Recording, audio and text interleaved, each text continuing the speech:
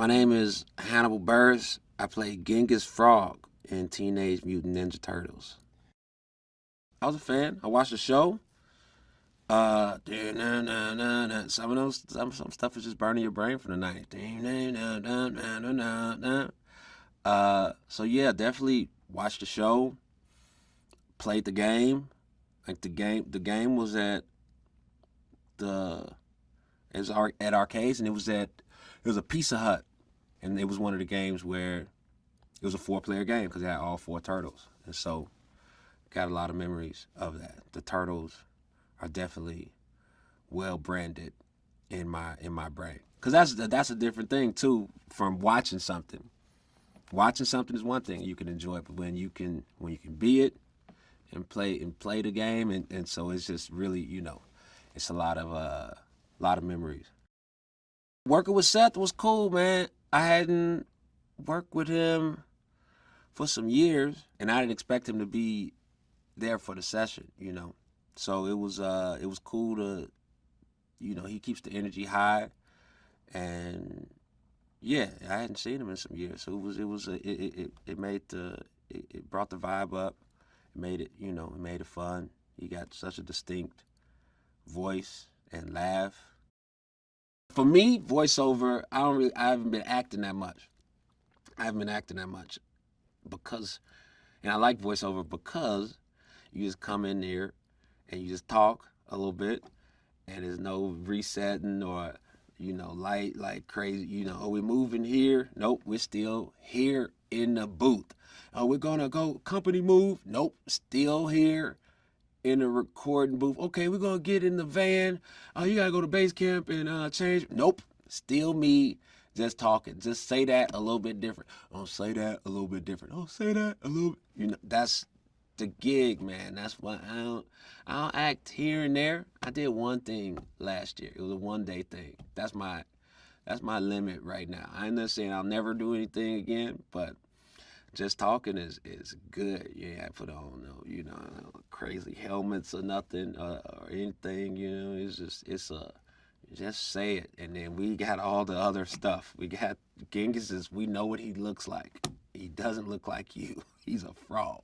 Just say something. We just need your voice for this frog, sure. And then we're gonna put it on screens around the world. Great deal. Thank you.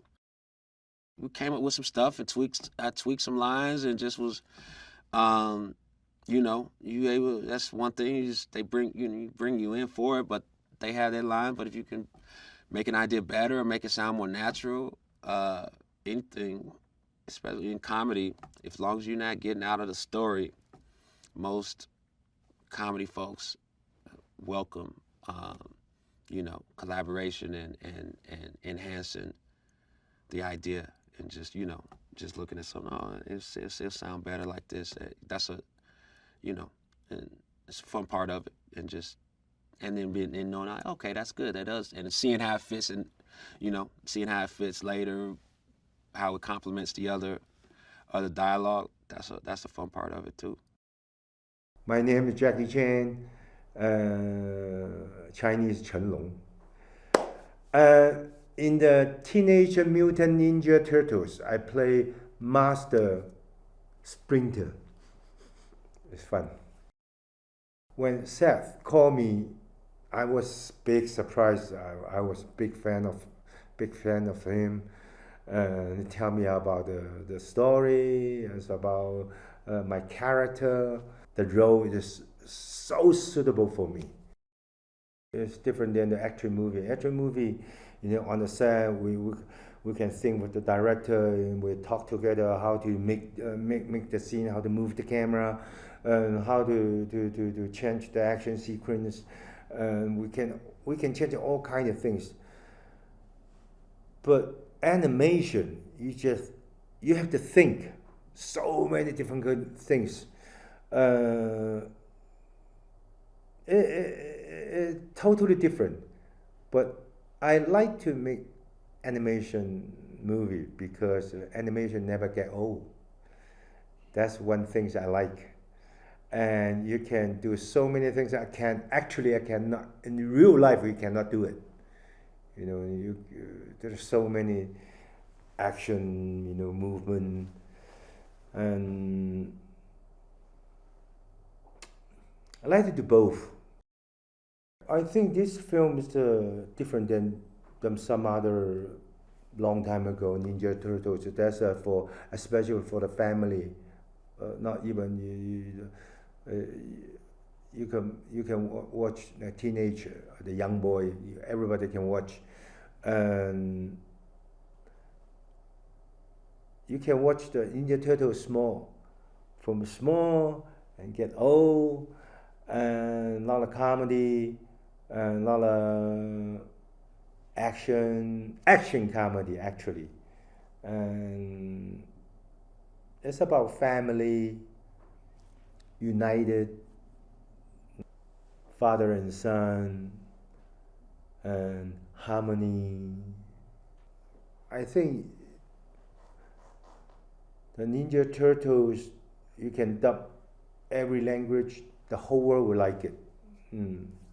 So this is why I highly recommend everybody go to see it. A lot of things I like, just like my Jackie Chan action movies. A lot of action, no violence, comedy, and everybody, the whole family can go to see it. And you can bring your whole family, watch it. A lot of fun. It's an adventure, and a special my character. I like my character. I also like the four small Ninja Turtle. Everybody have a personal, different personality.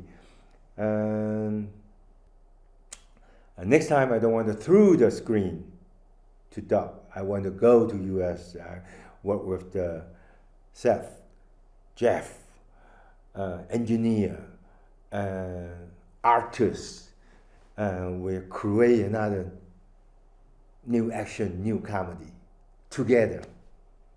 I hope everybody like Teenage Mutant Ninja Turtles, especially my character, Master Sprinter.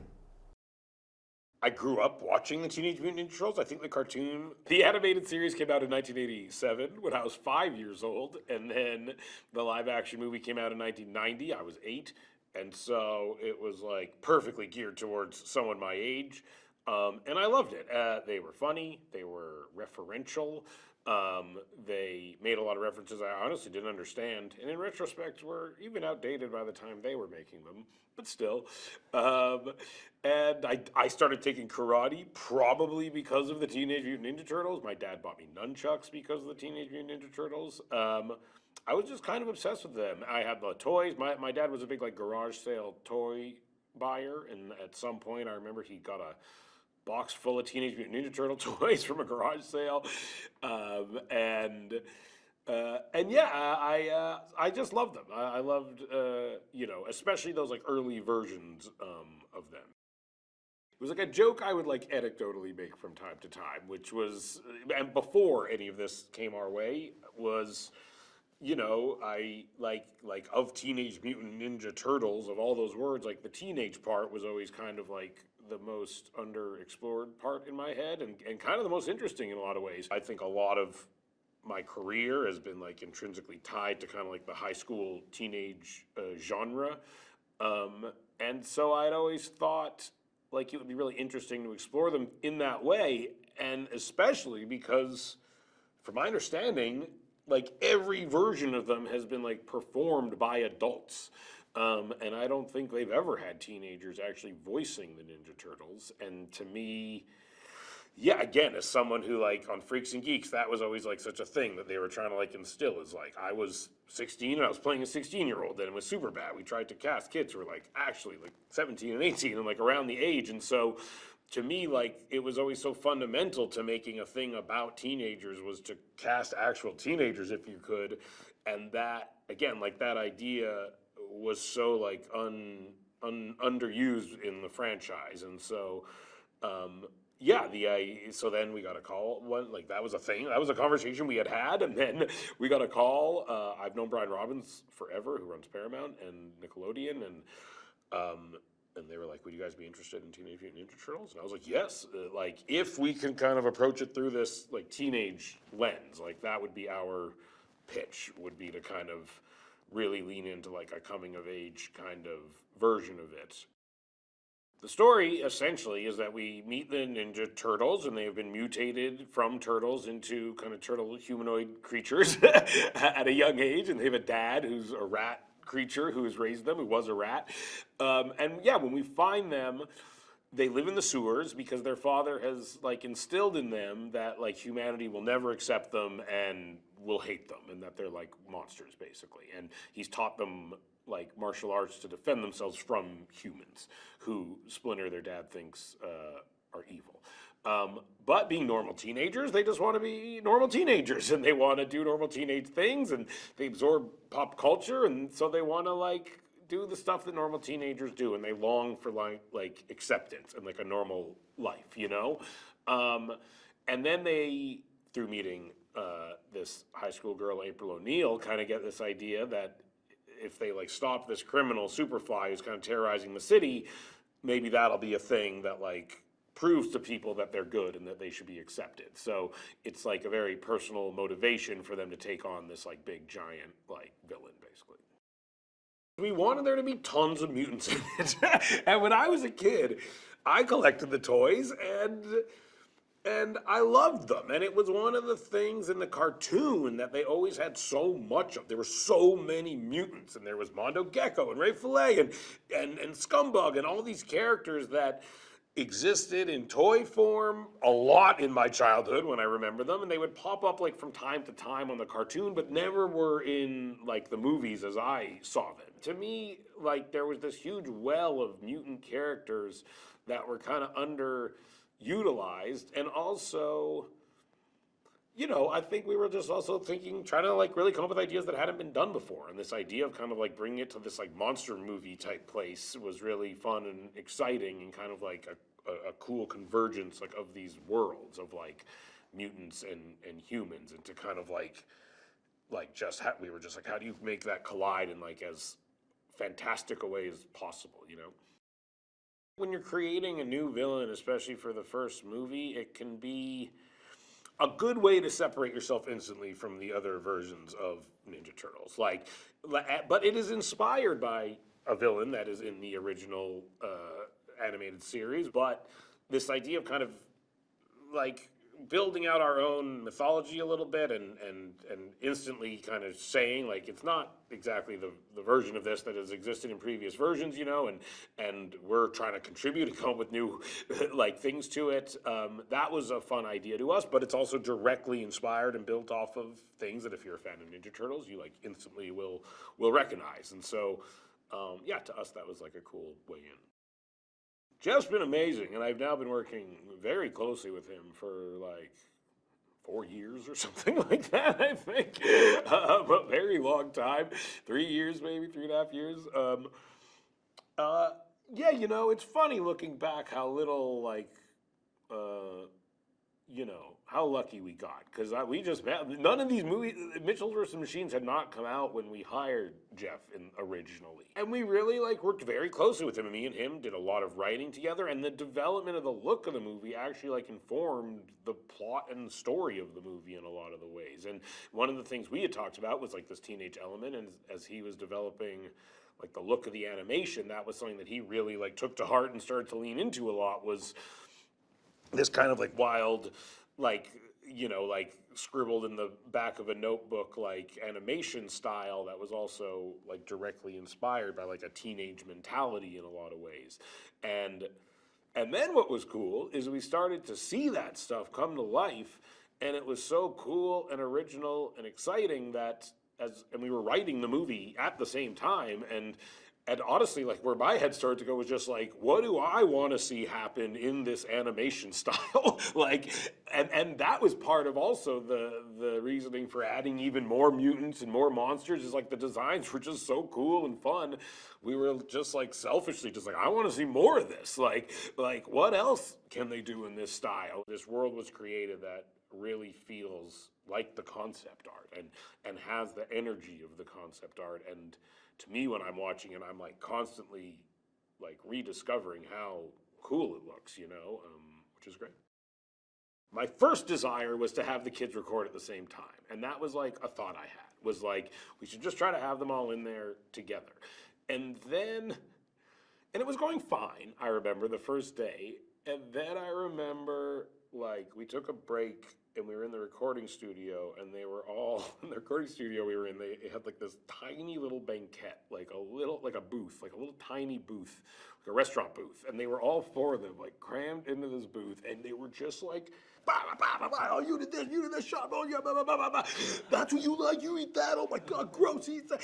And it was like, and I remember like going in to get a coffee or something and seeing them in there and being like, oh, like, that is funnier than anything we've done in the last like 2 hours. Like, just them like talking and actually being themselves, just like going at each other and trying to interrupt each other and all that stuff. It was so funny. And I remember going back to Jeff and being like, this is what we have to do. Like, that energy they have is like, that's what we have to capture. And it's honestly so hard. Like, these recordings are not set up to have people overlapping each other and talking at the same time. And like, it is not how it's designed. And it took us several sessions to like build a situation where they could actually like fully interact in the way that they would.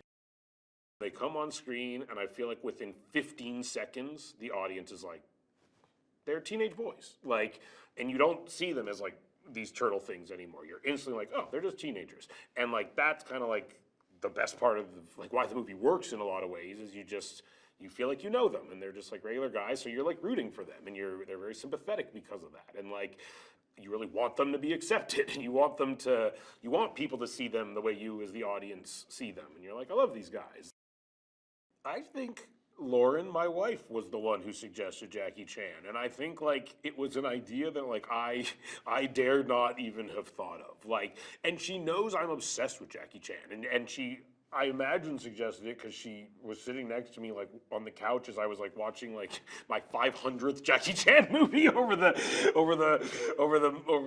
months, of the pandemic. And like, literally, I don't think I've seen every Jackie Chan movie because there's a lot of them, but I've seen, I'd say, almost all of them, and I truly think he's like the greatest living comedian, and I think like he's like a marvel. Like, I put him in the category of like Buster Keaton or like Charlie Chaplin. Like, he is not only funny, but he is like physically capable of things that are like elusive to most, and then the idea of Jackie Chan came up, and it was like, oh my God, that would just be absolutely perfect. And it did seem like a real long shot, but he said yes.